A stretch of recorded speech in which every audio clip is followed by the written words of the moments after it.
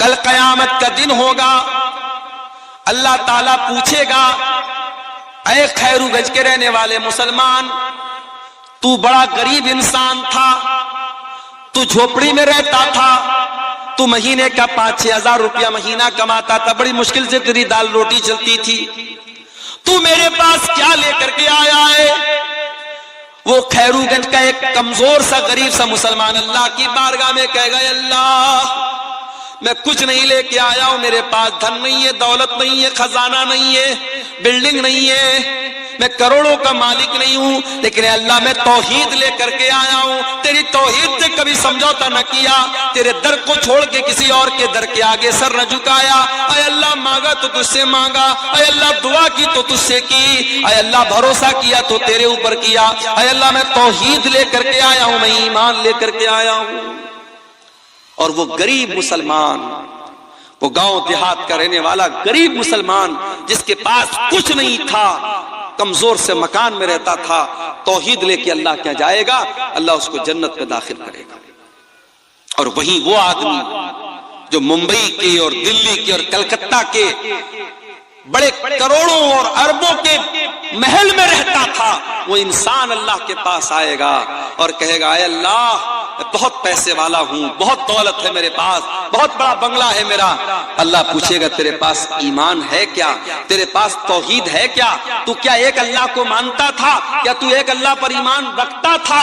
وہ کہے گا، نہیں ہے اللہ، میں تو مسلمان بھی اپنے آپ کو کہتا تھا، میرے نام کے آگے خان بھی لگتا تھا، لوگ بڑے فخر سے بھائی جان کرتے تھے، اور گنیش جی کا تہوار آتا تھا تو میں گنیش جی کی بھی پوجا کرتا تھا، میں دیوالی بھی مناتا تھا، میں ہولی بھی مناتا تھا، اے اللہ میں نماز بھی پڑھتا تھا اور بت کے آگے بھی سجدہ کرتا تھا، میں سیکولر مسلمان تھا، میں توحید کا مطلب نہیں جانتا تھا، میں تو انسانیت کے نام پہ سب کو صحیح کہتا تھا۔ وہ انسان جو دنیا میں سب کو صحیح کہتا ہے اور اللہ کے آگے بھی سر جھکاتا ہے اور پتھر کے بت کی بھی عبادت کرتا ہے، یاد رکھو میرے پیارے ساتھیوں، اللہ قرآن میں کہتا ہے، ان الذین کفروا وماتوا وهم کفار فلن يقبل من احدهم ملء الارض ذهبا۔ جو لوگ ایمان کے بغیر دنیا سے چلے گئے، کفر کی حالت میں مر گئے، توحید کے بغیر مر گئے، اللہ کہہ رہا ہے کہ کل قیامت کے دن اگر وہ زمین بھر کے سونا بھی اگر لے کے آ جائیں، فَلَن يُقْبَلَ مِنْ أَحَدِهِمْ، تو ان کا زمین بھر کے سونا بھی اللہ قبول نہیں کرے گا۔ سب کچھ ہے تیرے پاس، اگر توحید نہیں ہے اللہ تعالیٰ تیرا زمین بھر کے سونا بھی قبول نہیں کرے گا۔ حضرت عائشہ اللہ کے نبی سے سوال کرتی ہیں، اے اللہ کے نبی، عبداللہ بن جدعان بڑا نیک آدمی تھا، بڑا غریبوں کی مدد کرتا تھا، دان کرتا تھا، خیرات کرتا تھا، غریبوں کی یتیموں کی مدد کرتا تھا، اے اللہ کے نبی کیا عبداللہ بن جدعان جنت میں جائے گا؟ کیا اس کی نیکیاں اس کے کام آئیں گی؟ اللہ کے نبی نے فرمایا کہ نہیں ہے عائشہ، عبداللہ بن جدعان کو اس کی نیکیاں کام نہیں دیں گی۔ کیوں؟ کیونکہ وہ اللہ کی توحید پر ایمان نہیں رکھتا تھا۔ اے عائشہ، اس نے کبھی یہ نہ کہا تھا رب اغفر لی خطیئتی یوم الدین، اے اللہ تو قیامت کے دن میری خطاؤں کو معاف کر دینا۔ نہ وہ اللہ کے اوپر ایمان رکھتا تھا، نہ قیامت کے اوپر ایمان رکھتا تھا۔ توحید کی حفاظت کرو میرے بھائی۔ میں آج افسوس کے ساتھ یہ بات کہنا چاہتا ہوں کہ اب ہماری شیرشاہ آبادی برادری میں، ہمارے اہل حدیثوں میں بھی اب بہت سارے ایسے کام ہونے لگے ہیں جو توحید کے خلاف۔ میں دیکھتا ہوں، اسی فیلڈ میں رہتا ہوں، جب پروگراموں میں آتا ہوں میں دیکھتا ہوں اب اہل حدیثوں کے گھروں میں بھی بچوں کے گلے میں کالے کالے دھاگے اور تعویذ نظر آنے لگے ہیں۔ جن گھروں میں عورتیں جاہل ہیں، جن گھروں میں عورتوں کو توحید کے بارے میں نہیں معلوم، ان گھروں میں بچوں کو تعویذ بھی پہنایا جا رہا ہے، ان کو نظر کا ٹیکا بھی لگایا جا رہا ہے، ان کے ہاتھوں میں گنڈا بھی باندھا جا رہا ہے۔ میرے پیارے ساتھیوں، کبھی یہ مت سوچنا کہ ہم اہل حدیث ہیں، ہمارا عقیدہ تو پتھر کی لکیر ہے، ہمارا عقیدہ کبھی خراب نہیں ہو سکتا۔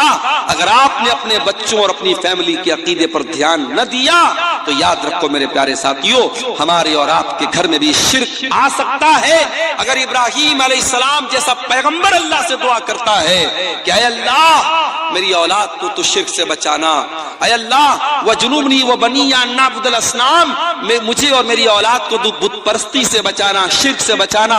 اگر ابراہیم جیسے پیغمبر کو یہ ڈر ہے تو ہمیں اور آپ کو اپنے بچوں کے بارے میں زیادہ ڈرنا چاہیے، اور ہمیں اپنے بچوں کی اور اپنی توحید کی فکر کرنا چاہیے۔ اللہ نے پہلی نصیحت کی لا تجعل مع اللہ الہا آخر، اللہ کے ساتھ کسی کو شریک مت کرنا۔ دوسری نصیحت وَقَضَىٰ رَبُّكَ أَلَّا تَعْبُدُوا إِلَّا إِيَّاهُ، تمہارے رب کا یہ حکم ہے کہ عبادت کرو تو اسی کی کرو، توحید پر قائم رہو۔ پہلا بھی حکم توحید کا، دوسرا بھی حکم توحید کا۔ پھر تیسرا حکم دیا وَبِالْوَالِدَيْنِ إِحْسَانًا، اور تیسرا حکم یہ ہے کہ اپنے والدین کے ساتھ، اپنے ماتا پتا کے ساتھ تم اچھا سلوک کرتے رہنا۔ جس ماں نے 9 مہینے تم کو پیٹ میں رکھا ہے، جس باپ نے انگلی پکڑ کے چلنا سکھایا ہے، جس ماں نے اپنے خون جگر کو دودھ کی شکل میں تجھ کو پلایا ہے، جس باپ نے تیرے آرام کی خاطر اپنے آرام کو قربان کیا ہے، اس ماں کے ساتھ، اس باپ کے ساتھ ہمیشہ اچھا سلوک کرنا، ان کو تکلیف نہ دینا۔ کبھی پیٹ میں گیس ہو جاتی ہے نا، انسان بے چین ہو جاتا ہے۔ کبھی ڈاکٹر کے یہاں جاؤ تو سب سے زیادہ آپ کو گیس کے پیشنٹ ملیں گے۔ بڑے بڑے ہاسپٹلوں میں چلے جاؤ تو سب سے زیادہ بھیڑ کہاں رہے گی؟ پیٹ کے ڈاکٹر کے پاس رہے گی، گیسٹرولوجسٹ کے پاس رہے گی۔ پیٹ کے اندر ذرا سی گیس ہو جائے انسان ڈاکٹروں کے پاس بھاگتا ہے۔ اگر 1 گھنٹہ آپ کے پیٹ میں کوئی چیز رہ جائے آپ بے چین ہو جائیں گے۔ میرے پیارے ساتھیوں، جس پیٹ میں 1 گھنٹہ تک آپ کچھ ہواؤں کو اپنے پیٹ میں رہنے نہیں دیتے، تھوڑی سی گیس پیٹ میں بن جائے تو جینا حرام ہو جاتا ہے۔ اسی پیٹ میں ایک عورت 9 مہینے تک اپنے بچے کو رکھتی ہے۔ ذرا کیلکولیٹر لے جا کر کے چیک کر لینا کہ 9 مہینے میں کتنے گھنٹے اور کتنے منٹ آتے ہیں۔ 1 گھنٹہ آپ اپنے پیٹ میں کوئی ایکسٹرا بوجھ نہیں رکھ سکتے۔ ماں اپنے بچے کو 9 مہینے میں تقریباً 4000 سے بھی زیادہ گھنٹے تک اپنے پیٹ میں اپنے بچے کو رکھتی ہے، اور جب بچے کو جنم دیتی ہے تو سمجھو کہ وہ جیون کی بہت بڑی اگنی پریچھا دیتی ہے، اپنے زندگی کو داؤ پہ لگا دیتی ہے، اور تب جا کر کے بچہ پیدا ہوتا ہے۔ اور وہی بچہ جب جوان ہوتا ہے اس ماں کو گالی دے کے گھر سے نکال بھی دیتا ہے۔ وہی بچہ جب جوان ہوتا ہے اسی باپ کے ساتھ بدتمیزی کرتا ہے، باپ کو برا بھلا کہتا ہے، اور ایسے بھی بد نصیب بیٹوں کو میں نے دیکھا ہے جنہوں نے اپنے باپ کے اوپر ہاتھ تک اٹھایا ہے۔ یاد رکھو میرے پیارے ساتھی، اس دنیا میں اللہ نے اگر ہم پر احسان کیا ہے، ہمیں پیدا کیا ہے، تو ہمیں پیدا کرنے کا سبب اور ذریعہ اللہ تعالیٰ نے ہمارے ماتا پتا کو بنایا ہے، ہمارے ماں باپ کو بنایا ہے۔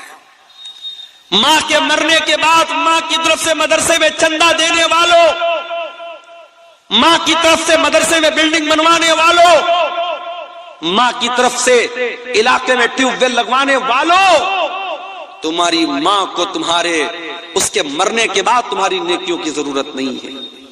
ماں کی زندگی میں ماں کو تمہاری ضرورت ہے، باپ کی زندگی میں باپ کو تمہاری ضرورت ہے۔ باپ زندہ تھا، بستر پہ بیٹھ کر کے کھانستا تھا تو انہیں 10 روپے کی دوا تک اس کو نہ تھی۔ ماں بستر پہ تڑپتی تھی تو بیوی کے ساتھ آرام سے لیٹا رہتا تھا، تجھے ماں کی کبھی کوئی چنتا نہ ہوئی۔ تو اپنے بچوں کے ساتھ بیٹھ کر کے اچھے کھانے کھاتا تھا، تیری ماں بیچاری کئی دن تک بھوکی رہ جاتی تھی، اور آج ماں کے مرنے کے بعد تو لاکھوں کروڑوں دان اور خیرات میں لٹا رہا ہے۔ بند کر دے یہ نوٹنکی اور بند کر دے یہ ڈرامے بازی۔ تیری ماں کو تیری اس ڈرامے بازی کی کوئی ضرورت نہیں ہے، نہ اللہ کو کوئی ضرورت ہے۔ وَبِالْوَالِدَيْنِ إِحْسَانًا، اللہ دوسرا حکم یہ دے رہا ہے کہ اپنے ماتا پتا کے ساتھ اچھا سلوک کرو۔ اے اللہ، میری ماں 70 سال کی ہو گئی ہے، بستر پہ پاخانہ کر دیتی ہے۔ اے اللہ، میرے لیے بڑی تکلیف کا موقع آ گیا، بڑی آزمائش کا موقع آ گیا، میں کیا کروں؟ گھر میں کوئی دیکھ بھال کرنے والا نہیں ہے، بوڑھی ماں بستر پر پیشاب و پاخانہ کر رہی ہے، اللہ میں کیا کروں؟ اللہ کہہ رہا ہے اما یبلغن عندک الکبر احدہما او کلاہما فلا تقل لہما اف۔ اے انسان، یہ تو تیری خوش نصیبی ہے، یہ تو تیری خوش قسمتی ہے کہ تجھے بوڑھے ماں باپ ملے ہیں۔ جاؤ ذرا ان بچوں سے پوچھو جن کی ماں جلدی ان کو چھوڑ کے چلی گئی، ان کی شادی کے پہلے ماں چلی گئی، اب شادی ہوتی ہے تو وہ بیچارہ ترستا ہے کہ کاش میری ماں بھی ہوتی۔ اس کے بچے پیدا ہوتے تو وہ ترستا ہے کہ کاش میری ماں زندہ ہوتی تو کم سے کم میرے بچوں کو دادی کا پیار ملتا، میرا باپ زندہ رہتا تو میرے بچوں کو دادا کا پیار ملتا۔ زندگی کے بہت سارے ایسے موڑ آتے ہیں جب انسان اپنے ماں باپ کے مشورے کی ضرورت محسوس کرتا ہے۔ اگر بوڑھے ماں باپ ملے ہیں میرے پیارے ساتھیوں تو اس کو اپنے لیے بوجھ مت سمجھو۔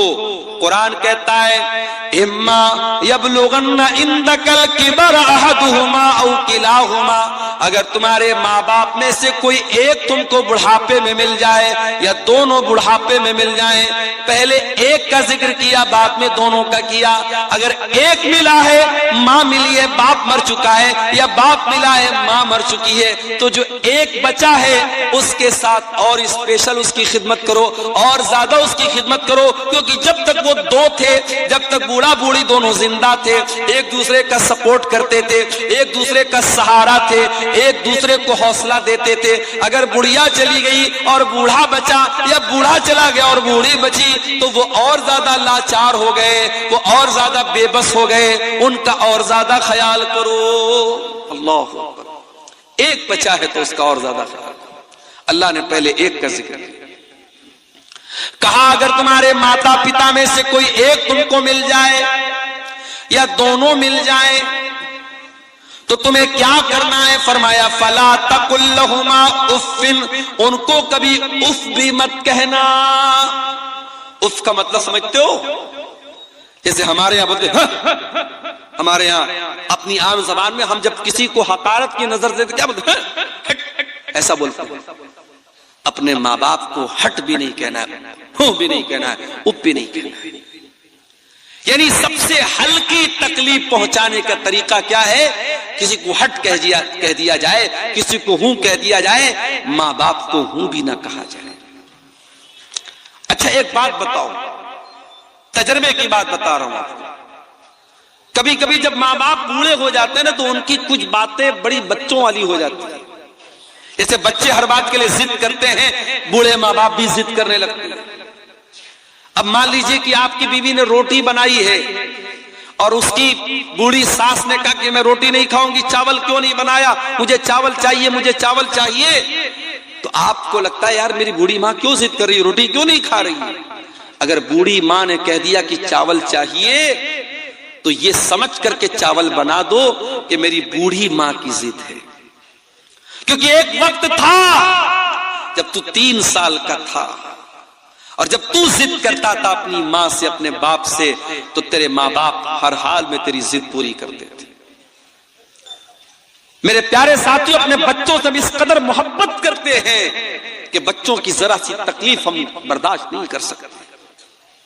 تو جب وہی ہمارے ماں باپ جب بوڑھے ہو گئے تو ہم اپنا بچپن یاد کریں کہ جب ہم چھوٹے تھے ہمارے ماں باپ نے ہم پر محبت لٹائی تھی، آج وہ بوڑھے ہو گئے ہیں۔ اور اللہ تعالیٰ قرآن میں کہتا ہے جس کو ہم عمر دراز بنا دیتے ہیں، بوڑھا بنا دیتے ہیں، وَمَن نُعَمِّرْهُ نُنَقِّصُ فِي الْخَلْقِ، اسے الٹا کر دیتے ہیں۔ بچپن کی ضد اور بچپن کی شرارت اور بچپن کا لڑکپن بڑھاپے میں لوٹ جاتا ہے، تو بوڑھے ماں باپ کی بہت ساری ضد کو نظر انداز کر دیا کرو میرے بھائی۔ ابھی ایک دن میری 2 سال کی بچی ہے میری، گھر پہ کھیل رہی تھی، کھیلتے کھیلتے سیڑھی کے پاس پہنچی، گرنے لگی، میری بیوی کی نظر پڑی، بیوی نے ہاتھ پکڑا اس کا، اب ہاتھ کو زور سے پکڑ کے کھینچا تاکہ بچی گر نہ پائے، اور وہ ہاتھ زور سے کھینچنے میں بیٹی کا میرے جو ہاتھ وہ اتر گیا، بچوں کا ہاتھ کمزور ہوتا ہے، ہاتھ اس کا اکھڑ گیا، اب بچی بہت تیز چلانے لگی، اس کو کسی پل قرار نہیں، میں مدرسہ گیا ہوا تھا، اب بیوی بیچاری رو رہی ہے، بچے الگ پریشان، میں مدرسے سے گھر آیا، میں نے کیا بات ہے تو معلوم ہوا کہ بچی کا ہاتھ اکھڑ گیا ہے، فوراً ہمارے علاقے کے ہڈی کے ڈاکٹر تھے، ان کے پاس لے کے گیا، اور ڈاکٹروں کے پاس تو تجربہ ہوتا ہے، وہ فوراً انہوں نے دیکھ کر کے وہ سمجھ گئے کہ کیا معاملہ ہے، انہوں نے فوراً اس کو بچی کا ہاتھ پکڑ کے کیسے اس کو گھمایا، بالکل ٹھیک ہو گیا اس کا ہاتھ۔ تو یہ اتنی دیر کے لیے سمجھیے کہ بچی رو رہی ہے، بچی تڑپ رہی ہے، اور ہم اور بچی کی جو ماں ہے، ہم دونوں لوگوں کے لیے ایک ایک منٹ ایک ایک پل بڑا بھاری گزر رہا تھا، اور جیسے ہی بچی کھیلنے لگی، مسکرانے لگی، ایسا لگا کہ ہمارا دل باغ باغ ہو گیا۔ میرے پیارے ساتھیوں، یہ بچپن کا دور ہوتا ہے، پھر جب ہم بڑے ہوتے ہیں اور ہمارے ماں باپ جب بوڑھے ہوتے ہیں اور وہ کسی بات کے لیے اگر ضد کرتے ہیں یا ان کو کوئی تکلیف پہنچتی ہے یا وہ دوا ٹائم سے نہیں کھاتے ہیں تو ہم ان کو ڈانٹنے لگتے ہیں کہ کیوں آپ دوا نہیں کھاتے ہیں، آپ کوئی بات نہیں مانتے۔ میرے بھائیوں، ہم اپنے بچپن کو یاد کریں، ہماری بہت ساری نادانیوں کو ہمارے ماں باپ معاف کر دیتے تھے، آج بوڑھے ہو گئے ہیں، آج ان سے بہت ساری غلطیاں ہو سکتی ہیں، چڑچڑاپن آ سکتا ہے، ضد ہو سکتی ہے، ان کی ضد کو نظر انداز کر دینا۔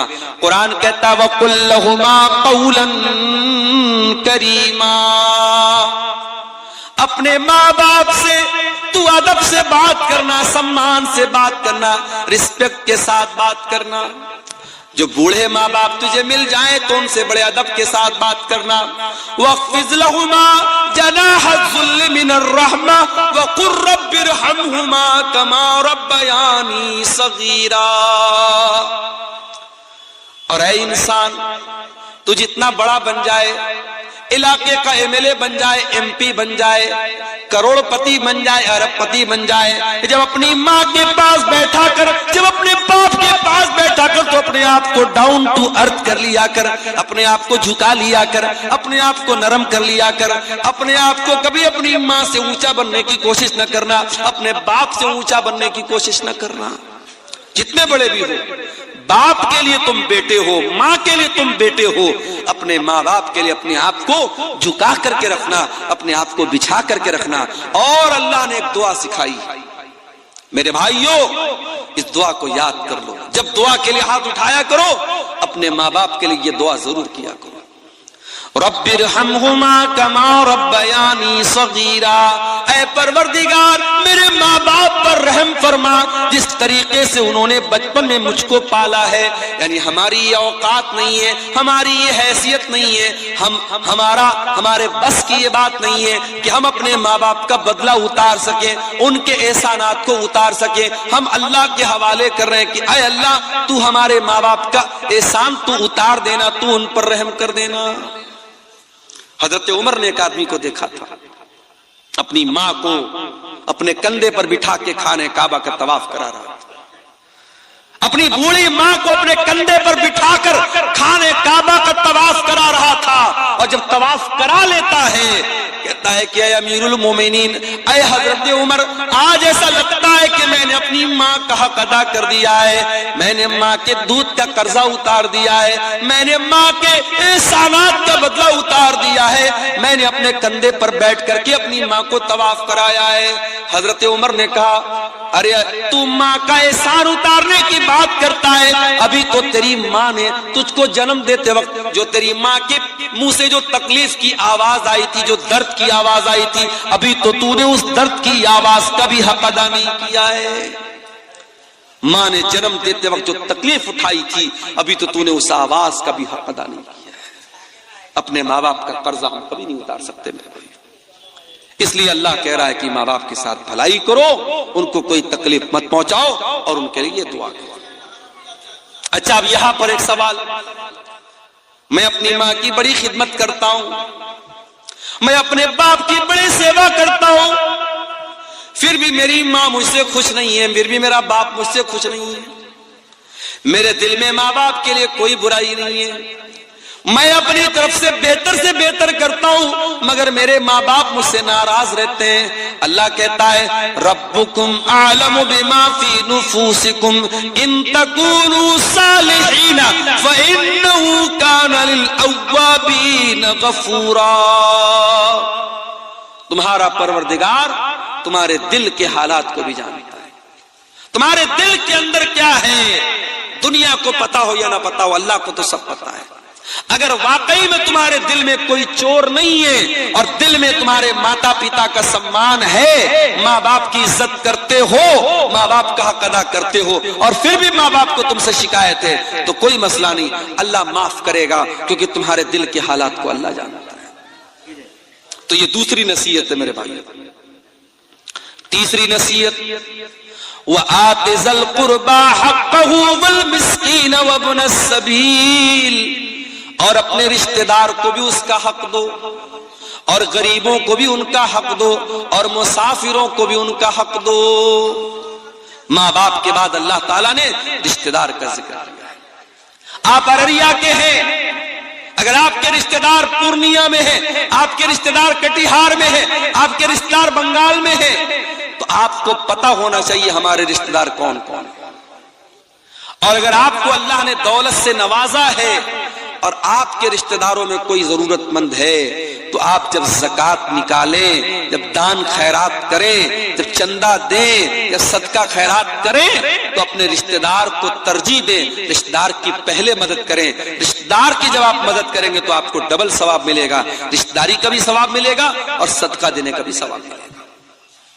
آج بڑے افسوس کی بات ہے، ایک انسان مدرسے میں بڑھ چڑھ کر کے حصہ لیتا ہے، مسجد بنوانے میں بڑھ چڑھ کر کے حصہ لیتا ہے، اور اس کا اپنا سگا بھائی بیچارہ پریشان حال ہے، دانے دانے کا محتاج ہے، اس کے بچے بھوکے رہتے ہیں، اس کے پاس ڈھنگ کا مکان بھی نہیں ہے۔ میرے پیارے ساتھیوں، یہ انسانیت نہیں ہے، یہ اسلام نہیں ہے، یہ شریعت نہیں ہے کہ آپ پیٹ بھر کے کھانا کھا لیں اور آپ کا اپنا بھائی بھوکا پیاسا رہے۔ اللہ کہہ رہا ہے وَآتِ ذَا الْقُرْبَى حَقَّهُ، اپنے رشتہ دار کو اس کا حق دو، والمسکین، اور جو غریب لوگ ہیں، جو مسکین لوگ ہیں، جو سماج کا دبا ہوا طبقہ ہے، اس کی تم مدد کرو، وابن السبیل، اور کوئی مسافر ہے، یو پی سے آیا ہے، آسام سے آیا ہے، کشمیر سے آیا ہے، سفر میں اس کی کسی نے پاکٹ مار لی، اس کا پرس چوری ہو گیا، اب بیچارہ وہ مدد مانگ رہا ہے، مسافر ہے، مجبور ہے، اس کی مدد کرو، اس کو تم اپنے مال، اپنی زکوٰۃ کی رقم بھی اس کو تم دے سکتے ہو۔ اللہ نے ماں باپ کا ذکر کرنے کے بعد یہ تیسری نصیحت کی کہ رشتہ دار کو، غریب کو اور مسافر کو اس کا حق دو۔ اس کے بعد چوتھی نصیحت وَلَا تُبَذِّرْ تَبْذِيرًا، اور اے اللہ کے بندو، مال کے اندر فضول خرچی نہ کرنا، ناجائز جگہوں پر اپنا مال خرچ نہ کرنا۔ ان المبذرین کانوا اخوان الشیاطین، بے شک فضول خرچی کرنے والے، شراب پر پیسہ لٹانے والے، زنا پر پیسہ لٹانے والے، لڑکیوں کے نمبر پر ریچارج کروانے والے، ناجائز رشتہ بنانے کے لیے عیاشی کرنے والے اور حرام جگہوں پر پیسہ خرچ کرنے والے، ان المبذرین کانوا اخوان الشیاطین، وہ شیطان کے بھائی ہیں۔ پیسہ ہمارا نہیں، کوئی یہ نہ کہے پیسہ میرا ہے، نہیں، ہماری کیا اوقات ہے میرے بھائی، پیسہ اللہ کا ہے، اللہ نے ہم کو دیا ہے، اللہ نے ہم کو دیا ہے، اللہ چاہتا تو ہمیں نہ دیتا۔ اور یہ بھی یاد رکھو، دنیا میں دولت انسان کے ٹیلنٹ سے نہیں ملتی، انسان کے علم سے نہیں ملتی۔ بڑے بڑے عالم ہیں، بڑے پڑھے لکھے لوگ ہیں، بڑے بڑے ڈگری والے لوگ ہیں، وہ ترس رہے ہیں، بڑی مشکل سے اپنا گھر چلا رہے ہیں، اور جاہل اور انگوٹھا چھاپ لوگ کروڑوں کما رہے اسی دنیا میں، اسی علاقے میں۔ آپ دیکھ لیجئے، پٹنہ کے اندر میں نے دیکھا ایسے ایسے لوگ اولا بائک چلا رہے ہیں جو انجینئرنگ پڑھے ہوئے ہیں اور بڑی اعلیٰ تعلیم حاصل کیے ہوئے ہیں، اور کیا کر رہے ہیں؟ وہ بائک چلا رہے ہیں کرائے پر مسافروں کو بٹھا بٹھا کے، یعنی جو کام آٹو کا ہوتا ہے، رکشہ کا ہوتا ہے، وہ بائک کا وہاں کام ہو رہا ہے، اولا بائک چلا رہے ہیں۔ تو پڑھائی لکھائی سے پیسہ نہیں کا تعلق نہیں ہے میرے بھائی۔ ٹھیک ہے آپ پڑھ لکھ لیں گے، اللہ کرے آپ کو اچھی نوکری مل جائے، اچھا مقام مل جائے، مگر ضروری نہیں ہے کہ آپ کے علم کے اعتبار سے آپ کو پیسہ ملے۔ تو اگر اللہ نے آپ کو پیسے والا بنایا ہے تو یہ مت کہیے کہ پیسہ میرا ہے، پیسہ اللہ کا ہے۔ اور جب پیسہ اللہ نے آپ کو دیا ہے تو یہ پیسہ کہاں خرچ کرنا ہے اور یہ پیسہ کہاں سے آیا ہے، دونوں کا حساب اللہ کو دینا پڑے گا۔ اللہ کے پیارے نبی فرماتے ہیں لا تزول قدم ابن آدم من عند ربہ یوم القیامہ، قیامت کے دن انسان اپنی جگہ سے ہل نہیں پائے گا جب تک 5 سوالوں کا جواب نہ دے دے، اور ان 5 سوالوں میں ایک سوال یہ بھی ہوگا وعن مالہ من این اکتسبہ وفیما انفقہ، تو نے مال کہاں سے کمایا اور کہاں خرچ کیا۔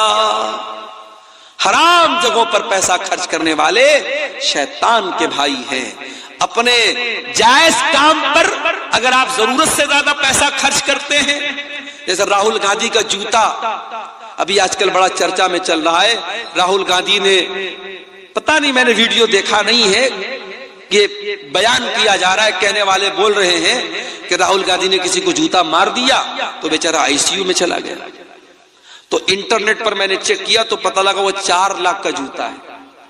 بھئی 4 لاکھ کے جوتے سے کسی کو مارو گے تو کہاں جائے گا؟ آئی سی یو میں ہی جائے گا۔ ہم لوگ گھڑی پہنتے بڑی مشکل سے، ٹائٹن کی گھڑی ہے 1000-2000 کی گھڑی آتی ہے، کچھ لوگ صاحب راڈو کی گھڑی پہنتے ہیں، اور پتہ نہیں کون کون سا برانڈ آتا ہے، 1.5 لاکھ کی 2-2 لاکھ کی گھڑی پہنتے ہیں لوگ۔ تو گھڑی پہننا تو جائز ہے، لیکن اس میں آپ حد سے زیادہ پیسہ خرچ کریں گے تو یہ اسراف ہے۔ جوتا پہنتے ہیں لوگ 4-4 لاکھ کا جوتا، یہ اسراف ہے میرے بھائی۔ کسی بہت بڑی بالی ووڈ کی ہیروئن کی شادی تھی، بنارس سے انہوں نے اپنی شادی کا لہنگا سلوایا تھا۔ بنارس تو جانتے ہیں آپ، ساڑی کا گڑھ ہے اور کپڑے کا گڑھ ہے، تو میں نام نہیں لوں گا ہیروئن کا ورنہ آپ لوگ کہیں گے مولانا کو ہیروئنوں کا نام بھی آتا ہے۔ اس ہیروئن کے لہنگے کا کپڑا بنارس سے تیار ہوا تھا، اور اس لہنگے میں اوریجنل گولڈ جو ہوتا ہے سونا، اس کی زری استعمال ہوئی تھی، اس کا تار استعمال ہوا تھا، اور کئی لاکھ کا وہ لہنگا تھا۔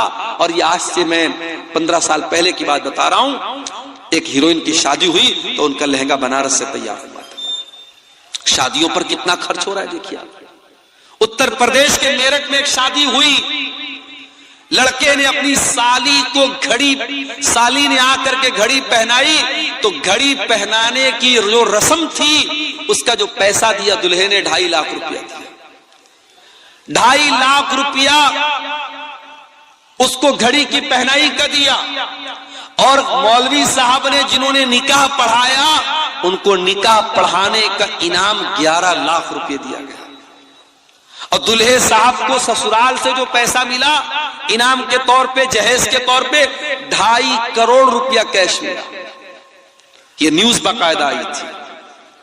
اتر پردیش کے سدھارتھ نگر میں شادی ہوئی، مسلمان کی بات بتا رہا ہوں، کسی غیر مسلم کی بات نہیں بتا رہا ہوں، مسلمان کی شادی ہوئی، وہ باراتیوں پر نوٹ لٹا رہا تھا، 20 لاکھ روپے اس نے نوٹوں کی گڈیاں ہوا میں لٹا دی، 20 لاکھ روپے لٹا دی اس نے باراتیوں کے اوپر۔ یہ مسلمان یہ کام کر رہا ہے۔ اللہ کہہ رہا ہے وَلَا تُبَذِّرْ تَبْذِيرًا، فضول خرچی نہ کرنا، ان المبذرین کانوا اخوان الشیاطین، فضول خرچی کرنے والے شیطانوں کے بھائی ہیں، وکان الشیطان لربہ کفورا، اور شیطان اپنے رب کا بہت بڑا ناشکرا ہے۔ کتنی چیزیں ہوں گی؟ 4 چیزیں ہوں گی۔ اب 5ویں چیز بھی سن لیجیے، وَإِمَّا تُعْرِضَنَّ عَنْهُمُ ابْتِغَاءَ رَحْمَةٍ مِّن رَّبِّكَ تَرْجُوهَا فَقُل لَّهُمْ قَوْلًا مَّيْسُورًا، اگر تمہارے پاس غریب کو دینے کے لائق، رشتہ دار کو دینے کے لائق پیسہ نہیں ہے، اور وہ تم سے مدد مانگنے کے لیے آیا ہے۔ اللہ نے پہلے دینے کا طریقہ بتایا، اگر دینے کی طاقت نہیں اور منع کرنا ہے تو منع کیسے کیا جائے، منع کرنے کا طریقہ بھی بتا دیا۔ فرمایا فَقُلْ لَهُمْ قَوْلًا مَيْسُورًا، اپنے اس رشتہ دار کو اگر پیسہ دینے کی طاقت نہیں ہے تمہارے اندر تو نرمی کے ساتھ معذرت کر لینا، ایکسکیوز بیان کر دینا، اپنا عذر بیان کر دینا، اس کے ساتھ سختی نہ کرنا، اس کو ڈانٹ کر کے مت بھگانا، اس کو جھڑک کر کے نہ بھگانا، نرمی کے ساتھ، پیار کے ساتھ، محبت کے ساتھ اس کو روانہ کر دینا۔ اگر کوئی آپ کے دروازے پر مدد مانگنے کے لیے آ جائے، کوئی سائل آ جائے تو قرآن کہہ رہا ہے اس کو کبھی سختی کے ساتھ بات مت کرو، محبت کے ساتھ، نرمی کے ساتھ کہہ دو بھائی ابھی میرے پاس نہیں ہے، بعد میں تم آ جانا۔ یہ نہ دینے کا طریقہ اللہ تعالیٰ نے بیان کیا۔ اس کے بعد فرمایا ان ربک یبسط، اس کے بعد فرمایا ولا تجعل يدك مغلولة الى عنقك ولا تبسطها كل البسط فتقعد ملوما محسورا۔ بڑی جامع آیت ہے قرآن کی۔ بعض علماء کہتے ہیں کہ اس ایک آیت پر اگر کوئی دیش عمل کرے اس دیش کی ارتھ ویوستھا صحیح ہو جائے۔ آج ہمارے دیش کی ارتھ ویوستھا کیوں چوپٹ ہے؟ کیونکہ معاملہ وہی ہے، اندھیر نگری چوپٹ راجا والا معاملہ آ چکا ہے۔ آج ہم روڈ پر چلتے ہیں، چاہے روڈ اچھی ہو چاہے روڈ خراب ہو، ہر کلومیٹر پر آج ٹول دینا پڑ رہا ہے۔ بنارس سے، پٹنہ سے آپ کے ارریہ آنے کے دوران کئی ٹول پڑے، اور ابھی یہاں سے اگر ہم کو بنگال جانا پڑ جائے تو کئی ٹول پڑیں گے، یعنی ایک ایوریج اگر جوڑا جائے تو ہر کلومیٹر پر 2 روپیہ ٹول ٹیکس ہم کو دینا پڑتا ہے۔ ہم بائک خریدتے، کار خریدتے ہیں، آلریڈی اس بائک اور کار کی جب ہم قیمت ادا کرتے ہیں اچھا خاصا اماؤنٹ ہم روڈ ٹیکس میں دیتے ہیں، اس کے باوجود جب ہم سڑک پر گاڑی نکالتے تو ہمیں ٹول ٹیکس بھی دینا پڑتا ہے۔ اور اتنی انکم کے باوجود آج کتنے دیش میں ہمارے بھوکے مر رہے ہیں، یعنی دیش کی ارتھ ویوستھا صحیح نہیں ہو پا رہی ہے۔ قرآن ہمیں ارتھ ویوستھا کو صحیح کرنے کا طریقہ بتا رہا ہے، قرآن ہمیں اکانومی کو صحیح کرنے کا طریقہ بتا رہا ہے۔ اللہ کہہ رہا ہے وَلَا تَجْعَلْ يَدَكَ مَغْلُولَةً إِلَىٰ عُنُقِكَ، اپنی گردن کو، اپنے ہاتھ کو اپنی گردن سے باندھ کر کے مت رکھو، یعنی اپنے ہاتھ کو بالکل سمیٹ کر کے مت رکھو، جہاں ضرورت پڑے خرچ کرو۔ وَلَا تَبْسُطْهَا كُلَّ الْبَسْطِ، اور اپنے ہاتھ کو پوری طریقے سے پھیلا بھی مت دو۔ اگر بہت زیادہ پھیلا دو گے، اپنی لمٹ سے زیادہ خرچ کرو گے، فَتَقْعُدَ مَلُومًا مَحْسُورًا، تو ذلیل ہو کر کے اور تھک ہار کر کے بیٹھنا پڑے گا۔ اگر اپنی چادر سے بڑا پیر پھیلاؤ گے تو پیر کھل جائے گا اور ذلیل ہو جاؤ گے۔ جتنی بڑی چادر ہے اتنا ہی پیر پھیلاؤ، بہت زیادہ کنجوسی بھی مت کرو اور بہت زیادہ سخاوت بھی مت کرو۔ بہت سارے لوگ ہوتے ہیں، پیسہ بھی ہے، دولت بھی ہے، لیکن اپنے بچوں کو نہ اچھا کھلاتے ہیں نہ خود اچھا کھاتے ہیں۔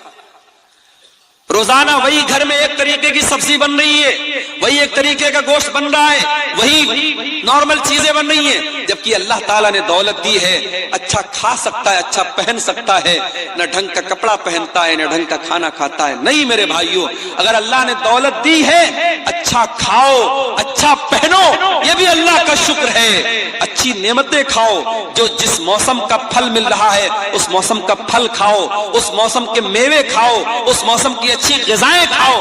اپنے جسم پر خرچ نہیں کیا تو کیا کیا، اپنے بچوں پر خرچ نہیں کیا تو کیا کیا، مسجدیں بنوا دی، مدرسے بنوا دیے، قبرستان میں چندہ دے دیا، زمانے کے لیے بہت کچھ کر دیا۔ اگر اپنے اوپر اور اپنے بچوں کے اوپر خرچ نہیں کیا تو زندگی کا کوئی مطلب نہیں ہے میرے پیارے ساتھیوں۔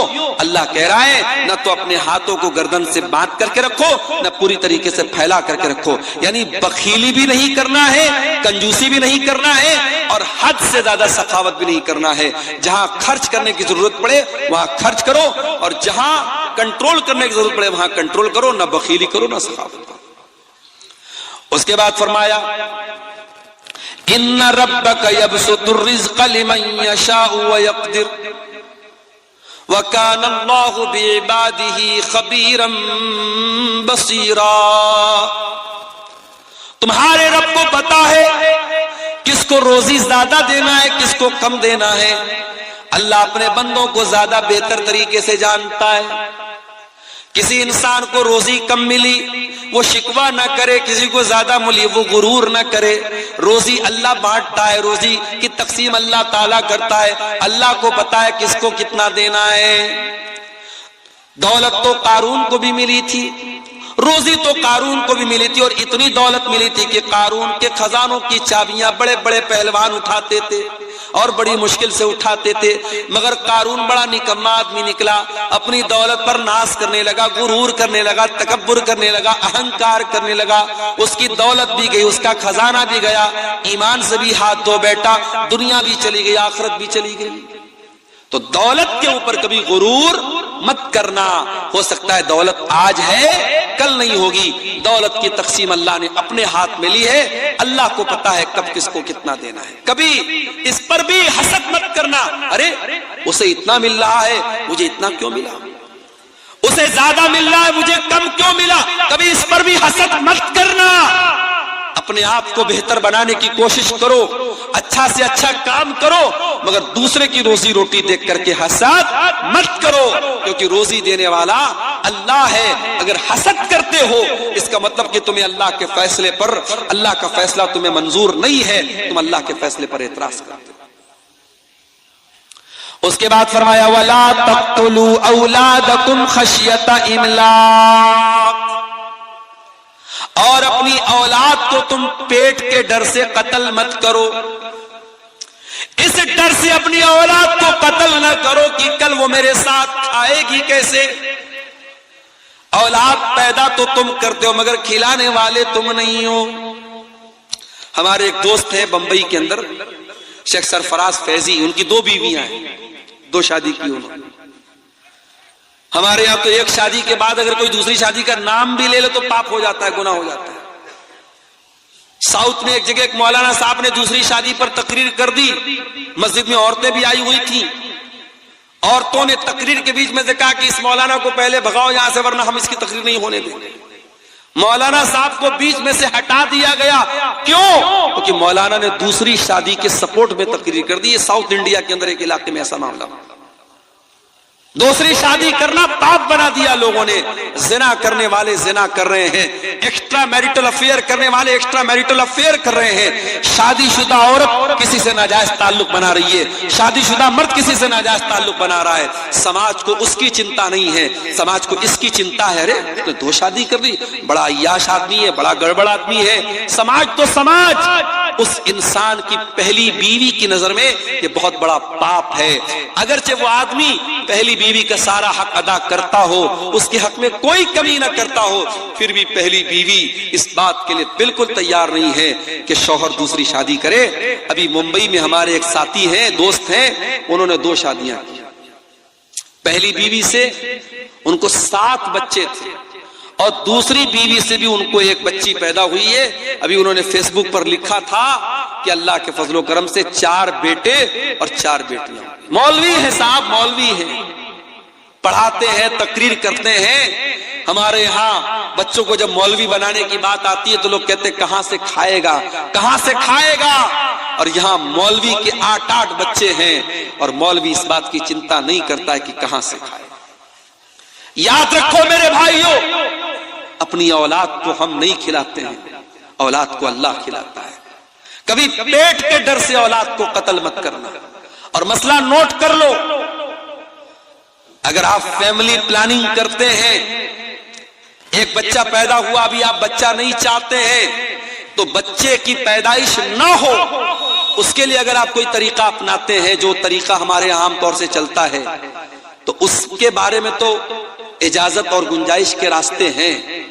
لیکن اگر پریگنینسی ہو گئی ہے اور بچہ ماں کے پیٹ میں وجود پا چکا ہے، اب اس بچے کو اگر کوئی ختم کر دیتا ہے کہ نہیں صاحب میرا آلریڈی 1 بچہ ہے، 2 بچہ ہے، تیسرا بچہ میں کہاں سے اس کو پالوں گا، کیسے پڑھاؤں گا، کیسے لکھاؤں گا، اور اس بچے کو اگر کوئی ماں کے پیٹ میں قتل کر دیتا ہے تو یہ سمجھو ویسا ہی گناہ ہے جیسے بچے کے پیدا ہونے کے بعد کہ اس کا گلا دباتے ہیں۔